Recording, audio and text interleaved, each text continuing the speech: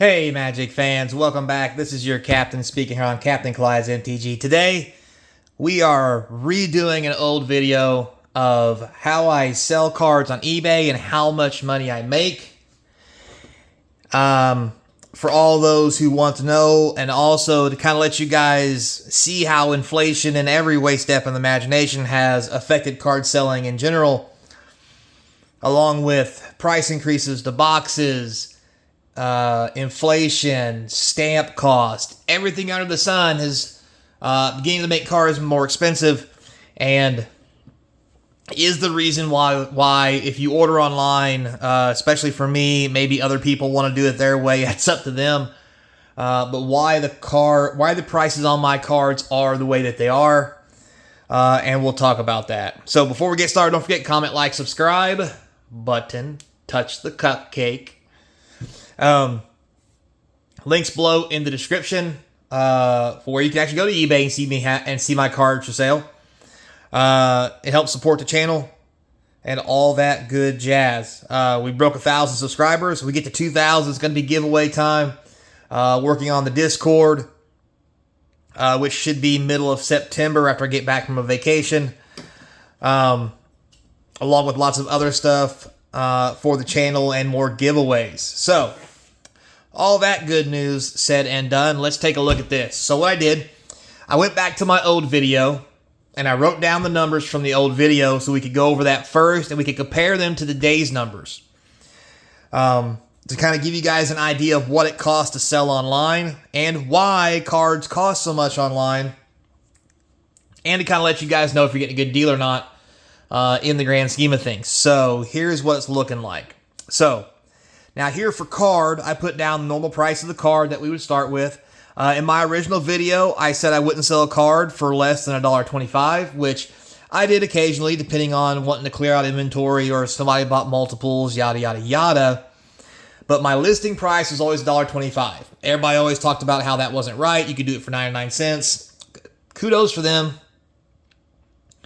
But here's the real math that they won't tell you. So you start with a $1.25 card. Now, that doesn't include you buying it, getting it from a collection, or whatever.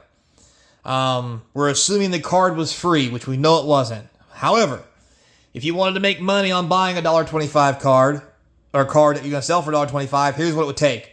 So the card's $1.25. So if you sell on eBay, there's an eBay fee of 25 cents. I have a store and a really good rating, which gives me a 13.25% fee charge, which is roughly 25 cents on 125. And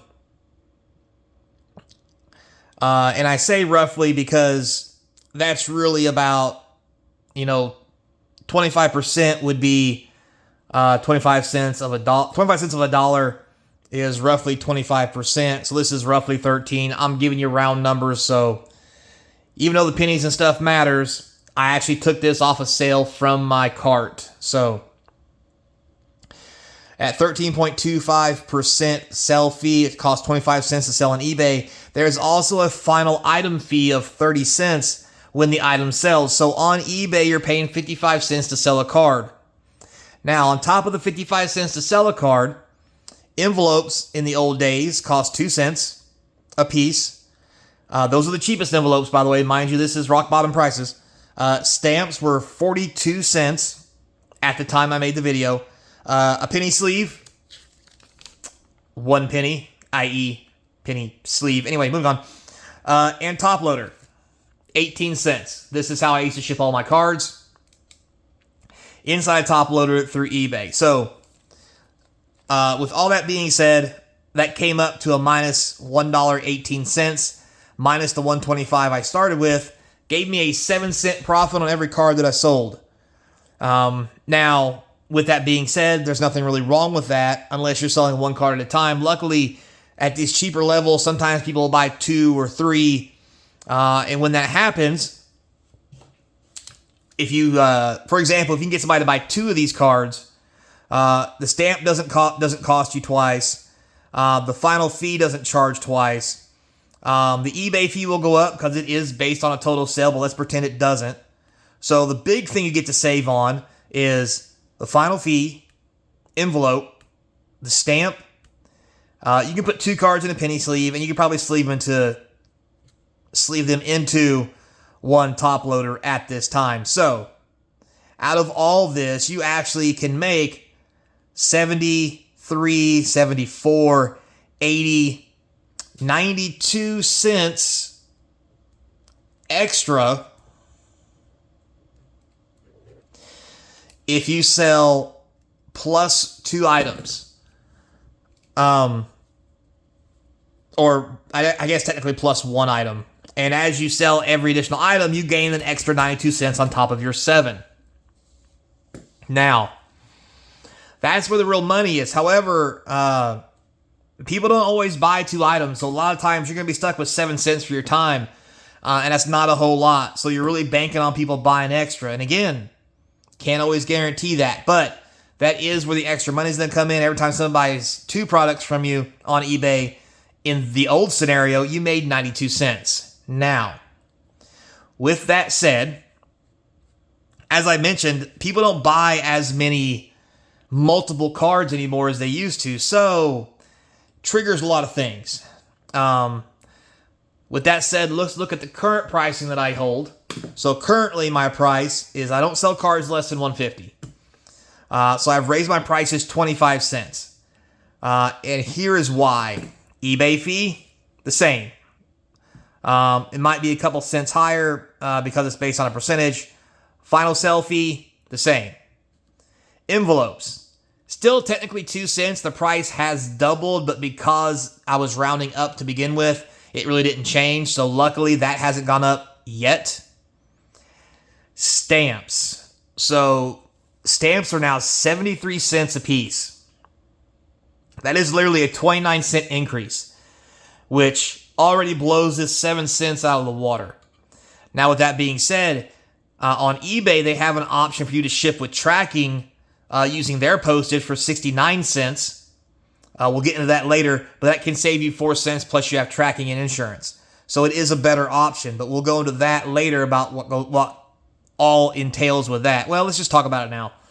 So it gives you insurance so you can have tracking and get reimbursed only up to $20. After that, you have to pay full price. And it has to go through a sorting machine, which means the envelope can't be stiff. Giggity. Which means you can't put more than 2 or 3 cards in one envelope, because once it can't go through the sorter, they kick it out and they want to charge you an extra like 38 cents to hand sort it, which is cheaper just to use the stamp. So again, multiple sales are good, but then you have to pay for hand sorting. Now, this does go up to 3 ounces, but at 3 ounces for this, let's say there's 3 cards, so therefore you got to go up to 3 ounces. 3 ounces is $125. So it's about a little less than double the cost, but if it goes through and has to be hand sorted, the $1.25 will have the 30 cents in it to pay for it. So you're better off, if you have 3 or more cards, to just pay the $1.25 on top of the 69 instead. So instead of paying 69, pay the $1.25, which is 3 ounces, which is as high as you can go with an eBay stamp, just to have that insurance that they won't kick it back to you or try to charge your customer at the other end. All right, next, penny sleeves. Luckily, still a penny if you buy in bulk. Lots of bulk. Same with top loaders, so price may vary there. Currently, top loaders, 20 cents. They have one up. Now again, I buy in bulk, and when I say bulk, if you didn't watch the last video, that box is huge. I think there's 3,000 top loaders in it. That's a lot. And currently, I've stopped using top loaders for most sales and started using this cardboard here for a variety of reasons. One of those reasons is this cardboard only cost me 5 cents. It's easier to use, cheaper, gives me a 15 cents buffer, and more often than not, your top loader will not go through the sorter. This cardboard, if you make sure you get the thin versions of it, will go through the sorter with a card in it. So therefore, you can do the 69 cents, save you some money. And at these prices, all the pennies add up. So what does that mean? It means basically you're paying $151 if you go this side, and has a 73-cent stamp, or $1.47 if you go with the eBay stamp at 69 cents, and that's using a top loader. So if you subtract the $1.50 that you started with for the card, you actually lose a penny shipping this way using a regular stamp, and you make 3 cents going this way. So over time, we've lost a 4-cent profit. Now again, we can make more money back if we sell more than one card, but now because of sorting fees and whatever, you may have to spend more. So there's that. Now that being said, if we take into consideration we use the cardboard here instead of a top loader, that gains us 15 cents, which means on the flip side over here, on the costly side, we make 14 cents. On the non-costly side, we make 18, which is better than 7, only if you're shipping individual cards. Now, with all this said, you'll still make 92 cents if you ship 2 for 69 cents. But when you hit 3, you'll save 69 cents, but you got to bump your cost up to 125, meaning that you really only save about 20 cents with the extra card. But again, that can get you up to $1. So at best, what you're looking at right now, to be fair with you, is, if we take this as a rough number, and I won't even do the real math here because we just won't, and we take the 18 cents at best scenario we can make off this side and add it to this side, you're literally talking about making $1.10 off of 2+ cards. So if you don't sell 2 cards, you're making 18 cents. If you sell 2 cards or more, you start making $1.10 and then $2 if they're all at the $1.50 range. Now, clearly, if they're more than $1.50, kudos to you, and it's worth your time to sell them individually. And higher price cards will net you bigger profit, yada, yada, yada. However, remember this, team.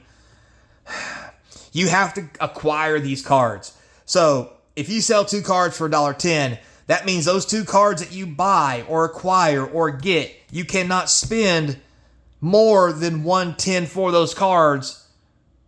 Because if you do, you're going to lose money. If you spend at least $1.10 for the 2 cards you sell and you're now breaking even, that is a bad business model. But this is the reality we live in when it comes to shipping and buying cards online. So when you think people are gouging you for shipping fees and whatever, I mean, I'm all about, going for the cheapest price you can get. But understand, the cheaper you buy, you'll get a good deal, but you're going to get worse and worse packaging and handling. Also, sometimes it may be a fluke because they just want to get some stuff off their books. I've done that before. But at the end of the day, the people who want to sell stuff like this are like, oh, I'm going to sell 4 cards for 99 cents. Well, I mean, if you sell 4 cards for 99 cents, you're literally, if you're doing it on eBay, they can tell you what they want, but they're honestly not making money unless they're buying those. Those people are just giving them those cards. Because in all reality, minus 99 cents means that 51 cents comes off of this, meaning they're losing 40 cents to ship you 4 cards. And those people just don't stay around very long. You can put them on auctions and hope they go above 150. That's dangerous. I like to just do buy it nows and just act like a regular seller and let people haggle with me every now and then when they get a chance, and if I'm willing to haggle. Sometimes I'm not, sometimes I am. It all depends on the cards. So, with that said, I'll show you how I package normally. We'll just grab this land over here for giggles. So I would take card, slide it into the penny sleeve, fold up this open end to the cardboard that folds. That way it pinches it down so it doesn't get out. Just like that. And then I tape this side, and this side so the cards don't come out, and then place it in the envelope. And it seems to work out pretty well. Now with that, there will be damage on rare occasions. It happens to all of us. The post office is not gentle, nor do some post office employees or post office areas have people who give a shit enough to do their job correctly. I've had people say I shouldn't ship in these cardboards. I haven't had problems with it. I've been using them for years.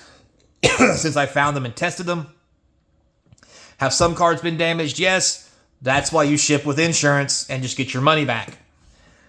Also, to be fair, I have shipped with these with these top loaders before, and actually had the machine eat my top loader with the card in it. And the guy sent me a picture of it, and trust me, if he did it himself to get his money back, kudos to him, because not only did he really fuck this loader up, but he fucked the card up to the point that it's not usable. So I doubt he did that. Plus, he was a regular customer. So, I mean, take into consideration, guys, things happen.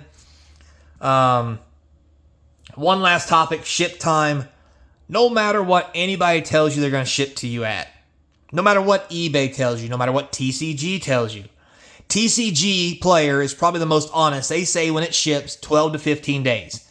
That is realistic, and that's also business days. That is a Monday through Friday, not including the weekend. So 3 weeks to ship probably, at best, going through hand sorting with regular stamps. The same goes for this side as well. eBay likes to say, oh, this seller ships quick, and it'll be there within 3 days. Can that happen? Yes, most definitely. However, often not. And you'll have to wait your 15 days like normal, because it won't go through the sorter, or the people who are doing the job are lazy, or whatever the hell goes on at the United States Postal Service, God knows. But anyway, so if you're ordering cards expecting to get them next day or by the end of the week, if you order them on a Monday, you're probably not going to get them. You can. However, more often than not, no, you won't. And just kind of understand that. I understand that. Other sellers understand that. I understand that when I buy. And I think this is just the new world we need to get into, that kind of stuff isn't realistic without paying extra for shipping. And let's be honest, if I'm paying for your shipping, I'm not going to pay $5 to ship to you in 3 days when you're buying a $150 card. You're honestly better off going to your local LGS to guarantee you get it, because even if I do pay $5, take a giant loss to ship you this card, it could very easily be lost in the mail. So there's that. But there's your basic rundown of what it's like for me as a individual seller to sell on eBay. And I'm sure there's plenty of people out there who are going to be in the comment section, keyboard warrior. Oh, I sell for 99 cents and I make thousands of dollars a month, and this, that, and the other, and so forth and so on. Kudos for you if that's what you're doing. If I was to do it, I would need you to lay out your business model for me and show me how it works.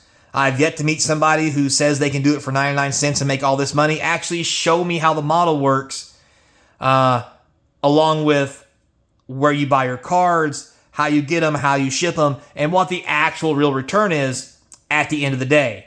No one else has ever showed me a breakdown like this. I honestly welcome it, because, to be honest with you, if there's ways to do it cheaper, hell, guys, let's share it, right? That's why I'm sharing this with you, to be transparent about my process as a seller and a collector, and also so you guys understand it. And hell, if we can figure out better ways to do it, let's do it, because let's be honest, I'm pretty sure everything costs enough money, and we get taxed enough on the things that we do sell that we deserve to make more. So I'm sure the comment section is going to be dangerous, but feel free to go down there and put some comments in.